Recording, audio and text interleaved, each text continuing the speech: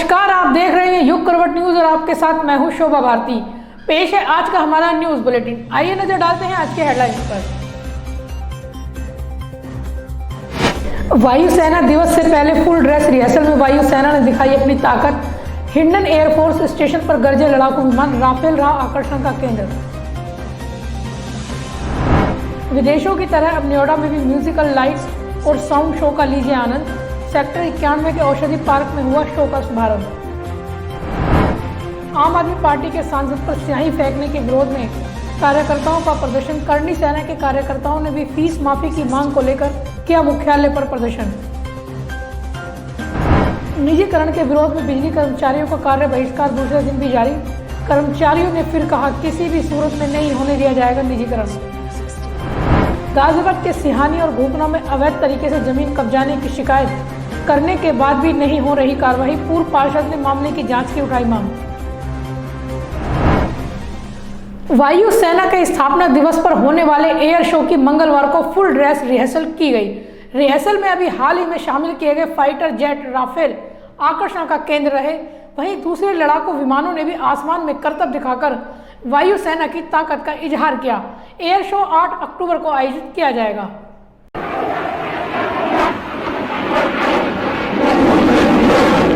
8 अक्टूबर को भारतीय वायुसेना के स्थापना दिवस से पहले मंगलवार को हिंडन एयरफोर्स स्टेशन पर फुल ड्रेस रिहर्सल आयोजित की गई। इस दौरान भारतीय वायुसेना ने अपनी ताकत से रूबरू कराया।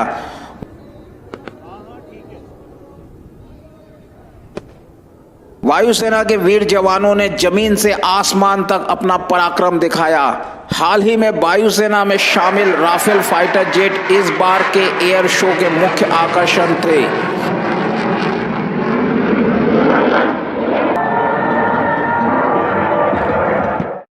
भारतीय तकनीक से विकसित तेजस लड़ाकू विमान भी आकाश में दहाड़ते हुए दिखाई दिए।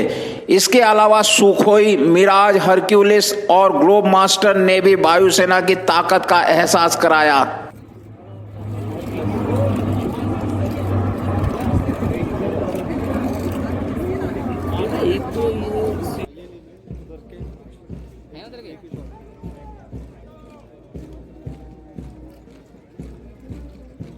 कोरोना महामारी के चलते फुल ड्रेस रिहर्सल में नियमों का विशेष ख्याल रखा गया। इस बार हजारों स्कूली बच्चे और अन्य लोग समारोह नहीं देख पाए। सिर्फ वायुसेना के जवानों के परिवार को ही समारोह में शामिल होने की इजाजत दी गई।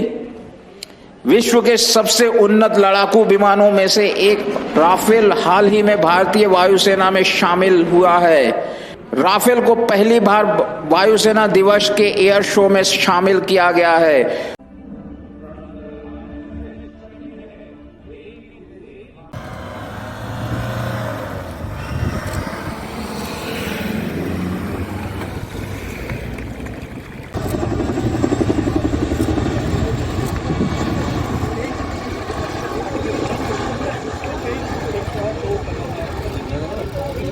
लेके जा रहा हूँ।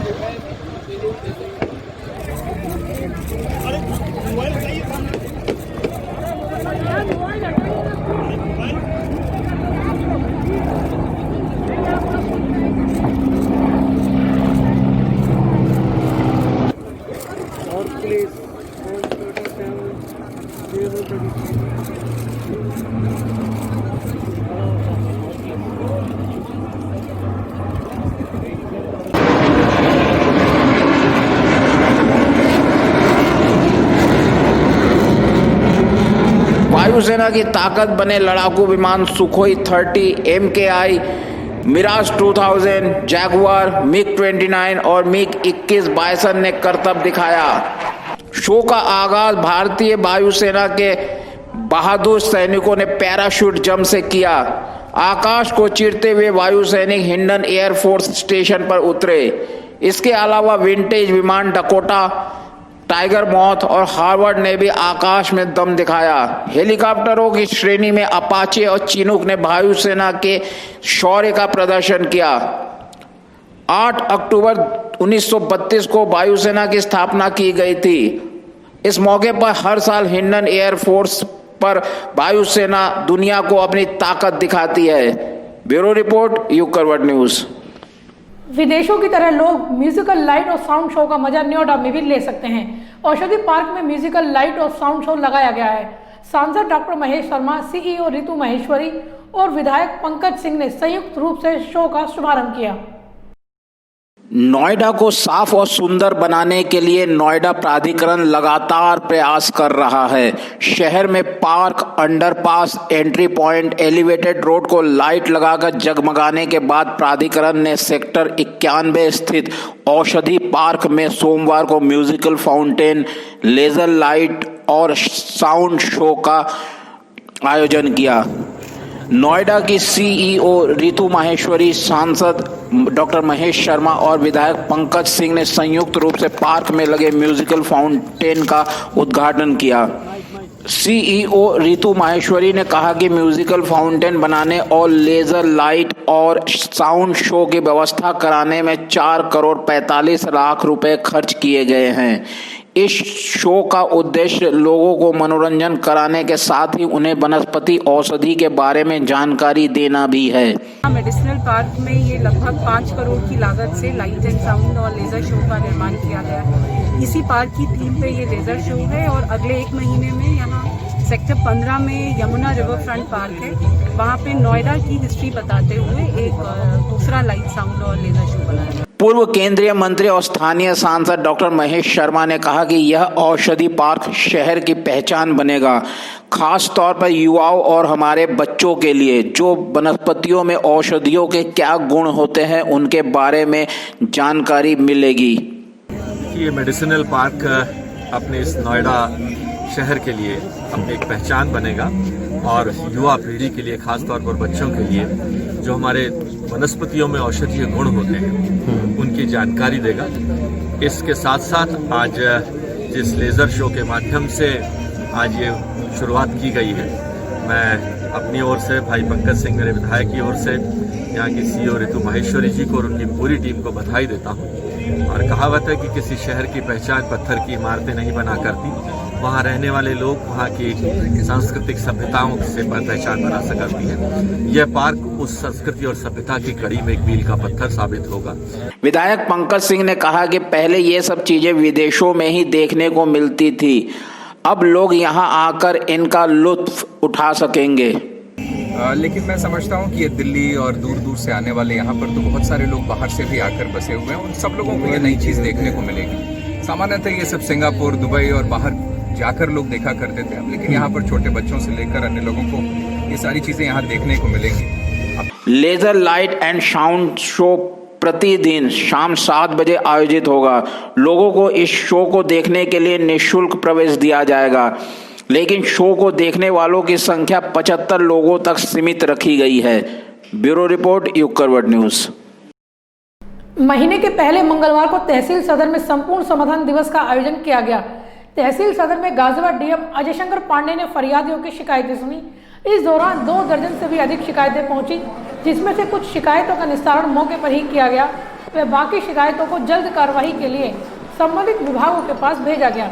ज्यादातर शिकायतें जमीनी विवाद, बिजली कनेक्शन, अवैध कब्जा व फीस संबंधी मामले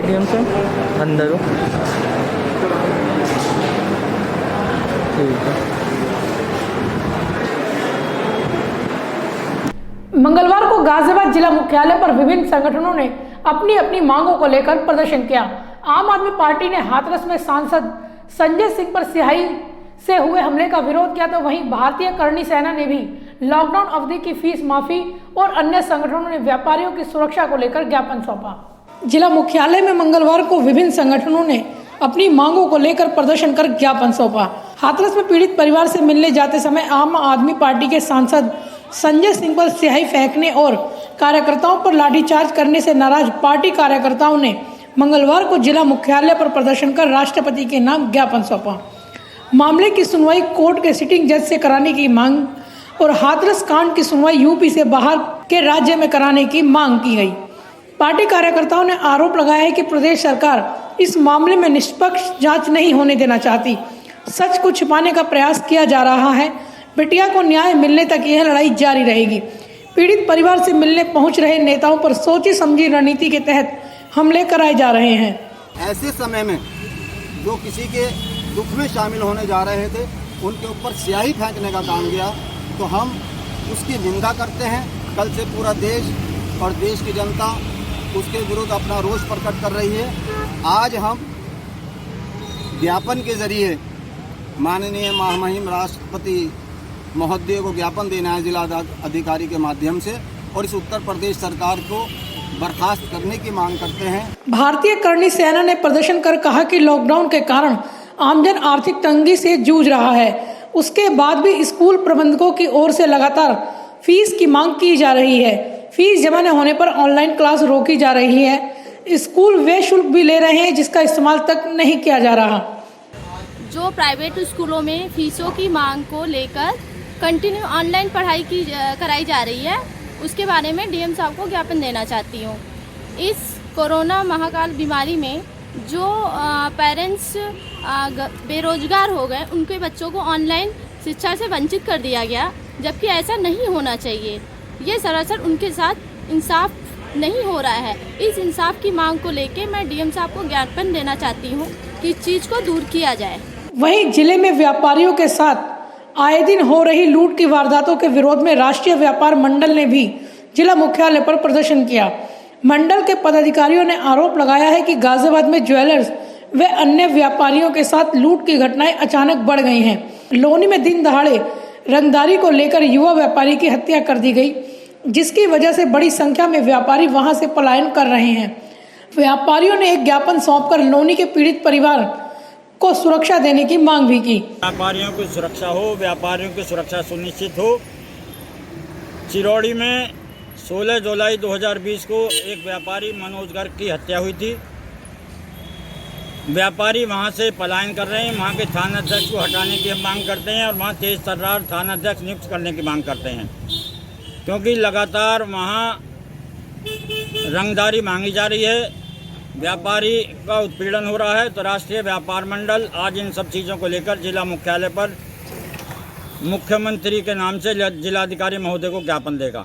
जिला मुख्यालय पर प्रदर्शन के बाद संगठनों ने ज्ञापन सौंपा और मांग की कि उनकी मांगों का जल्द से जल्द निस्तारण किया जाए, वरना उग्र आंदोलन किया जाएगा। ब्यूरो रिपोर्ट, योग करवट न्यूज। निजीकरण के विरोध में दूसरे दिन भी विद्युत कर्मचारियों ने कार्य बहिष्कार किया। कर्मचारियों ने आरोप लगाया कि ऊर्जा मंत्री निजीकरण के प्रस्ताव को वापस लेने पर सहमत हो गए थे, लेकिन यूपीपीसीएल के चेयरमैन द्वारा हस्ताक्षर नहीं किए गए। ऐसा करने के पीछे उनकी मंशा क्या है? प्रदर्शन कर रहे कर्मचारियों ने चेतावनी दी है कि जब तक निजीकरण को वापस नहीं लिया जाएगा तो उनका आंदोलन जारी रहेगा। कर्मचारियों का कहना है कि निजीकरण कर सरकार आम जनता की जेब पर बोझ डालने का काम कर रही है। किसी भी सूरत में इसे स्वीकार नहीं किया जाएगा। प्रदेश सरकार जब निजीकरण को वापस लेने की बात कर रही है तो उसे लेकर निर्णय क्यों नहीं लिया जा रहा?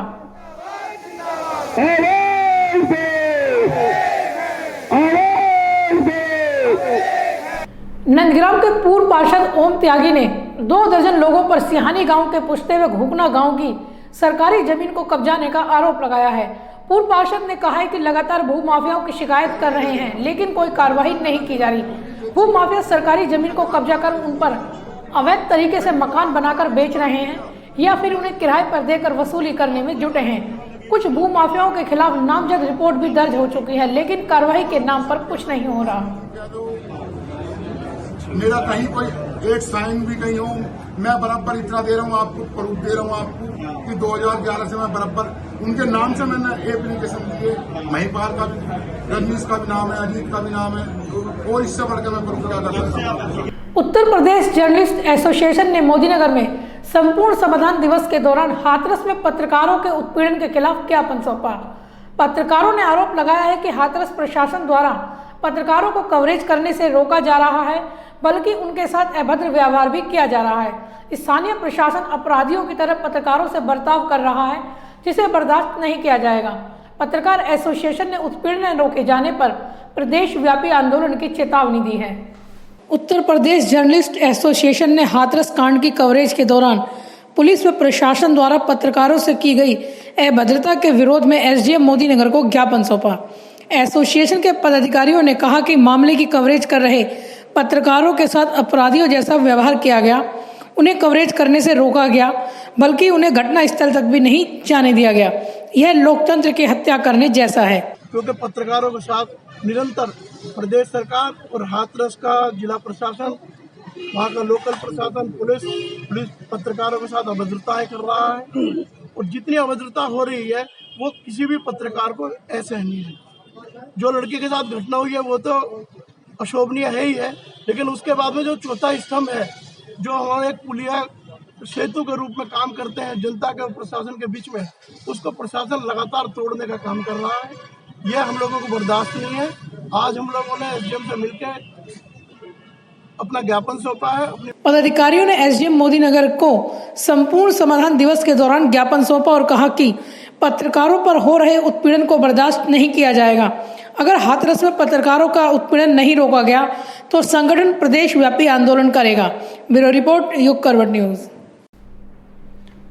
तो आज के लिए फिलहाल बस इतना ही। गाजियाबाद और आसपास की खबरों के लिए देखते रहिए युग करवट न्यूज और विस्तार से खबरों को जानने के लिए पढ़िए युग करवट न्यूज़पेपर। सब्सक्राइब कीजिए युग करवट। नमस्कार।